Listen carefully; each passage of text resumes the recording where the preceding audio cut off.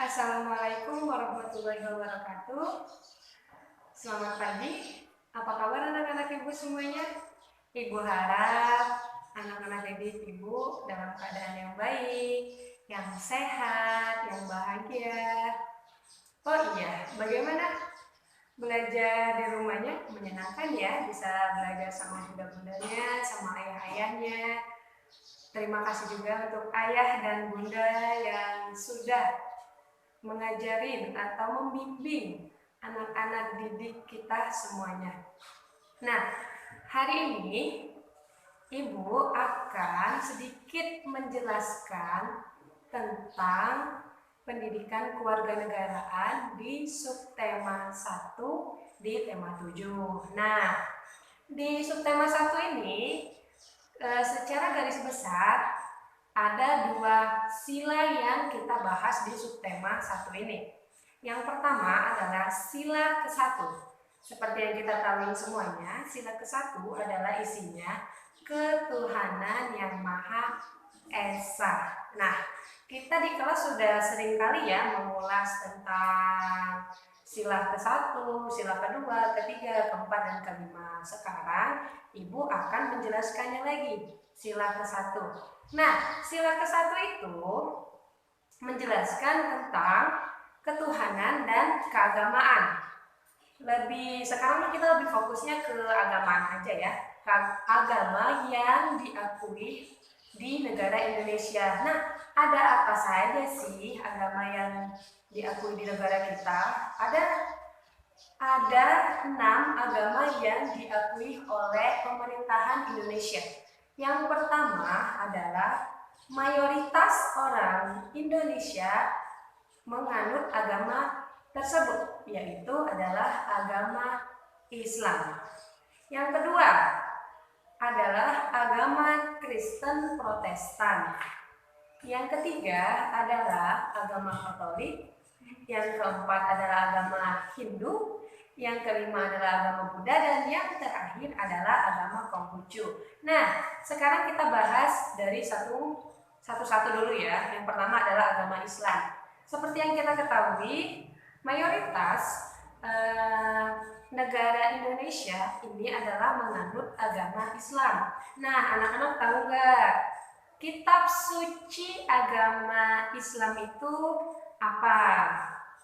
Ada yang tahu? Pasti tahu ya. Kita juga setiap hari membacanya, di sekolah juga ada pembelajarannya. Nah, kitab suci agama Islam adalah Al-Quran, ya. Yang dibawa oleh siapa? Ada yang tahu? Dibawa oleh baginda Nabi Muhammad Shallallahu Alaihi Wasallam. Nah, tempat ibadahnya umat Islam itu di mana sih?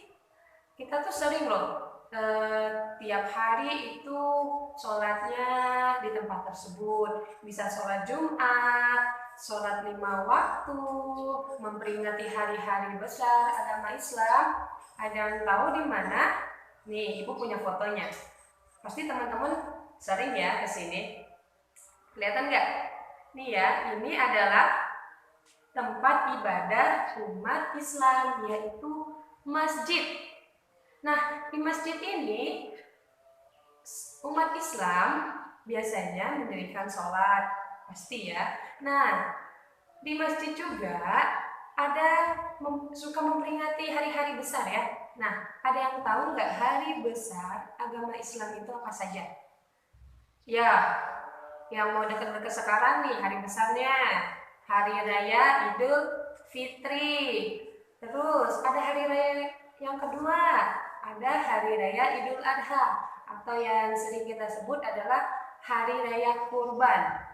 Nah, terus Tahun Baru Hijriah, atau yang sering kita tahu itu Tahun Baru Islam. Dan yang terakhir adalah peringatan Isra Mi'raj. Nah, setelah dari agama Islam, kita beralih ke agama yang selanjutnya, agama yang diakui oleh negara kita, yaitu adalah agama Kristen Protestan.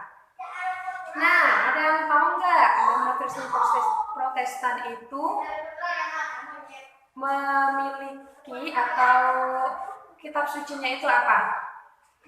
Kan kalau agama Islam kitab sucinya adalah Al-Quran. Nah, kalau di agama Kristen Protestan juga memiliki kitab suci, yaitu adalah Alkitab. Terus ada yang tahu nggak tempat ibadahnya agama Kristen Protestan itu di mana? Kan kalau kita tuh kalau umat Islam itu di masjid. Nah, kalau agama Kristen Protestan itu di sini. Ada yang tahu namanya? Iya, pasti semuanya banyak pernah lihat ya. Ini adalah namanya gereja. Nah, hari di Kristen Protestan juga mempunyai hari-hari raya, hari-hari besar. Kalau kita ada Idul Fitri, kalau di agama Kristen Protestan ada hari Natal. Terus juga di Kristen Protestan juga ada hari Jumat Agung. Kalau kita kan hari Jumatnya setelah Jumat. Kalau di Kristen Protestan adalah ada hari Jumat Agung. Terus ada hari Paskah. Setelah itu yang terakhir peringatan yang ada di Kristen Protestan adalah kenaikan Isa Al-Masih. Sampai sini mengerti? Tadi ada agama Islam yang kitab sucinya adalah Al-Quran. Terus ada agama Kristen Protestan, kitab sucinya adalah Alkitab. Setelah dari Kristen Protestan ada lagi nih agama yang diakui oleh pemerintah Indonesia. Yang ketiga adalah agama Katolik atau Kristen Katolik. Sama saja seperti agama Kristen Protestan, agama Katolik juga nama kitab sucinya adalah Alkitab. Nah, terus tempat ibadahnya juga di gereja. Untuk hari-hari besar atau hari besar keagamaannya hampir sama dengan Kristen Protestan. Kalau di agama Katolik, hari besarnya ada hari Natal yang jatuh pada tanggal 25 Desember. Terus ada hari Jumat Agung. Terus juga ada hari Paskah. Terus juga ada hari kenaikan Isa Al-Masih. Sama ya sama Kristen Protestan dan Kristen Katolik atau agama Katolik. Nah, selanjutnya, oke, sebelum kita ke yang selanjutnya atau yang keempat, kita review kembali ada agama Islam. Agama Islam kitab sucinya adalah Al-Quran. Kristen Protestan kitab sucinya adalah Alkitab. Dan Katolik, agama Katolik kitab sucinya adalah Alkitab juga. Selanjutnya, ini juga banyak di Indonesia agama ini, yaitu adalah agama Hindu. Nah, agama Hindu ini lebih banyaknya atau mayoritasnya ada di Pulau Dewata, Bali. Nah, agama Hindu ini ada yang tahu nama Alkitabnya?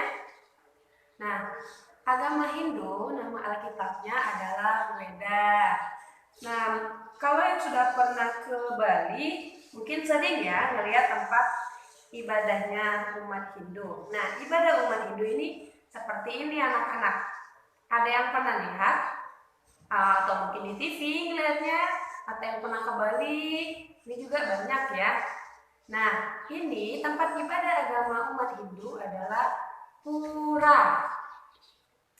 Nah, tadi kitab sucinya adalah Weda, tempat ibadahnya adalah pura, terus hari besar keagamaannya nih, denger ya, nanti terakhir di akhir Ibu ngejelasin ini nanti akan ada soal untuk anak-anak semuanya.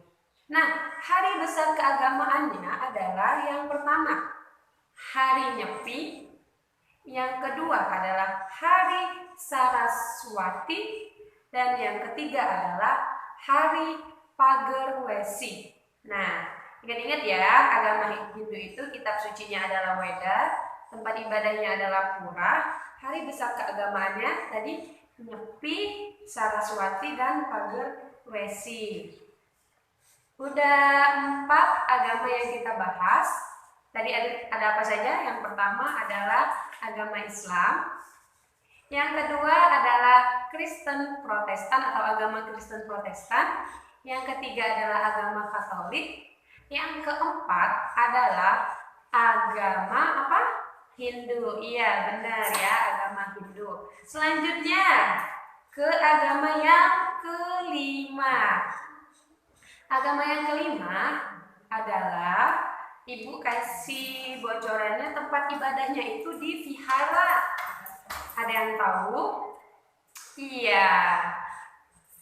Yang kelima adalah agama Buddha. Nah, agama Buddha itu ada yang tahu nama kitab sucinya? Nah, agama Buddha, nama kitab sucinya adalah Tripitaka. Apa? Tripitaka. Dan tempat ibadahnya tadi udah Ibu sebutin ya. Ibu kasih lihat dulu. Ini dia. Nah, ini tempat ibadah agama Buddha adalah namanya vihara. Ya, ingat-ingat loh, vihara. Nah, hari besar apa saja yang ada di agama Buddha? Yang pertama, hari Waisak. Terus, hari Asada. Terus, hari Katina atau Katina ya. Maaf kalau Ibu salah bacanya ya. Nah, agama Buddha tadi apa? Kitab sucinya Tripitaka. Tempat ibadahnya di vihara. Sudah 5 agama besar yang kita bahas. Yang pertama agama Islam, yang kedua agama Kristen Protestan, yang ketiga adalah agama Katolik, yang keempat agama Hindu, yang kelima adalah agama Buddha. Yang terakhir atau yang keenam, agama yang diakui oleh negara Indonesia atau pemerintah Indonesia adalah agama Konghucu. Nih, agama Konghucu memiliki nama kitab suci. Maaf ya kalau penyebutannya salah. Semoga sih nggak salah, benar ya penyebutan nama kitab sucinya. Nama kitab suci dari agama Konghucu adalah Sisuhucing. Ibu ulangi sekali lagi ya. Sisuhucing itu adalah nama kitab suci agama Konghucu. Dan untuk tempat ibadahnya namanya Lihang, atau yang biasa kita sering dengar atau yang biasa kita kenal adalah kelenteng. Nah, ada di Konghucu juga, tadi agama Konghucu juga memiliki hari-hari besar keagamaannya. Yang pertama adalah tahun baru Imlek. Pasti teman-teman atau anak-anak didik Ibu semua mengerti atau sering dengar ya, ada tahun baru Imlek.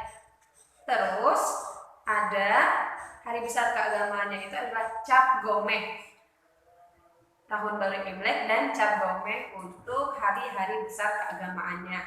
Nah, sudah sampai nih yang keenam keenam agamanya sudah kita bahas. Kita bahas lagi dari yang pertama. Yang pertama adalah agama Islam. Agama Islam ini dibawa oleh Nabi Muhammad SAW. Kitab sucinya adalah Al-Quran. Hari besarnya ada hari raya Idul Fitri, Idul Adha, tahun baru Hijriyah atau tahun baru Islam yang kita tahu, terus sama Isra Mi'raj. Nah, yang kedua, agama yang kedua adalah agama Kristen Protestan. Agama Kristen Protestan, nama kitab sucinya adalah Alkitab, tempat ibadahnya adalah gereja, hari-hari besar keagamaannya ada hari Natal, hari Jumat Agung, hari Paskah, dan kenaikan Isa Al-Masih. Selanjutnya yang ketiga adalah agama Katolik. Agama Katolik sama seperti agama Kristen Protestan, kitab sucinya adalah Alkitab, tempat beribadahnya di gereja, hari besar keagamaannya ada hari Natal, hari Jumat Agung, dan hari Paskah. Terus yang terakhir adalah kenaikan Isa Al-Masih. Agama yang keempat, agama Hindu. Agama Hindu, nama kitab sucinya adalah Weda, tempat ibadahnya adalah Pura, terus hari besar keagamaannya adalah hari Nyepi, Hari Saraswati, dan Hari Pagerwesi. Selanjutnya ada agama Buddha. Agama Buddha, nama kitab sucinya adalah Tripitaka. Tempat ibadahnya adalah vihara. Hari besar keagamaannya adalah Hari Waisak, Hari Asada, dan Hari Katina. Selanjutnya yang terakhir atau yang keenam, agama Konghucu. Nama kitab sucinya adalah Si Su Wu Ching. Terus tempat ibadahnya adalah Litang atau yang lebih dikenal dengan kelenteng. Terus hari besar keagamaannya ada Tahun Baru Imlek dan Cap Gomeh. Nah, untuk sila pertama sudah selesai pembahasannya. Sekarang lanjut ke sila ketiga.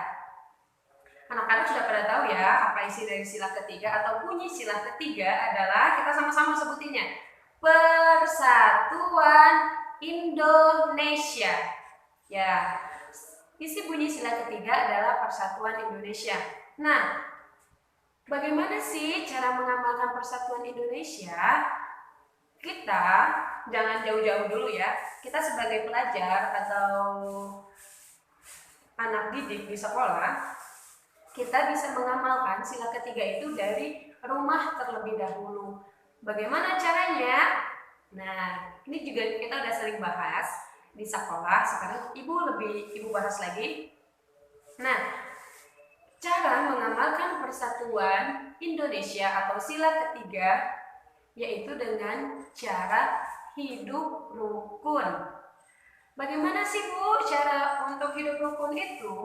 Nah, kita harus menjaga hidup rukun di rumah dengan cara kita sebagai anak harus menghargai yang lebih tua, menghormati yang lebih tua. Kalau ibu lagi ngomong, kalau ayah lagi memberitahu, kita harus mendengarkan. Kita tidak boleh menyela atau memotong pembicaraan orang tua kita. Kalaupun kita ingin menyampaikan pendapat, tunggu dulu orang tua kita ngomong. Tunggu dulu orang tua kita setelah menasehati atau memberitahu, baru kita kasih tahu, baru kita ngomong. Tidak boleh ya memotong atau menyela pembicaraan kedua orang tua. Nah, sebaliknya orang tua ke anak juga harus menghargai pendapat anak, harus menerima pendapat anak. Nah, kebayang dong kalau seandainya di rumah tidak ada hidup rukun. Di rumah kalau nggak ada hidup rukun kayaknya kita juga nggak akan betah ya. Di rumah saling teriak-teriak, saling bertengkar, pasti kita nggak akan betah di rumah, tinggal di rumah. Kalau hidup rukun sudah tercipta di rumah, pekerjaan juga menjadi ringan. Terus juga kita bisa gotong royong dalam membagi pekerjaan, dalam bekerja bersama-sama. Kita juga manfaatnya juga kita bisa nonton bareng-bareng, bisa bercanda bersama. Sebelum kita masuk ke ruang lingkup menjaga persatuan Indonesia, kita harus terapkan di rumah, yaitu dengan cara hidup rukun. Nah, kalau hidup rukun di rumah kan hanya keluarga inti, terdiri dari ayah, ibu, kakak, adik. Nah, bagaimana Bu cara untuk menjaga hidup rukun dengan bibi, dengan uwa, dengan om? Nah, caranya untuk menjaga hidup rukun dengan keluarga yang jauh atau kerabat yang tidak tinggal serumah, yaitu dengan cara kita bersilaturahmi. Silaturahmi itu apa? Kita berkunjung nih, misalnya neneknya rumahnya jauh, kita datang ke rumah nenek, kita silaturahmi, kita nanyain kabar, kita bercengkerama. Ya tetap harus diterapin santun, kita harus santun kepada orang tua, kita harus menghormati orang tua, kita harus menghargai orang tua. Kita tidak boleh teriak-teriak ya sama orang tua. Terus juga kita kalau seandainya lagi pengen sesuatu, kata orang tuanya nanti dibelikan, kita nggak boleh ngambek, nggak boleh teriak-teriak, nangis-nangis. Iya Bu atau iya ayah, ini kita turutin. Pasti orang tua mah akan memberikan yang terbaik untuk anaknya. Nah, hidup rukun dimulai dari rumah. Persatuan Indonesia bisa dimulai dari rumah dengan cara hidup rukun dan bersilaturahmi dengan keluarga atau kerabat yang jauh. Sampai di sini ada yang dipertanyakan? Ibu harap jelas ya. Yang nanya boleh tinggal meninggalkan komentar nanti. Nah, kita bahas lagi, kita simpulkan lagi. Yang pertama adalah kita tadi membahas tentang sila pertama, yaitu ketuhanan yang Maha Esa, dan yang kedua adalah persatuan Indonesia. Bagaimana anak-anak pada menyimak ya? Nah, sekarang Ibu punya 2 pertanyaan, 2 atau 3 ya?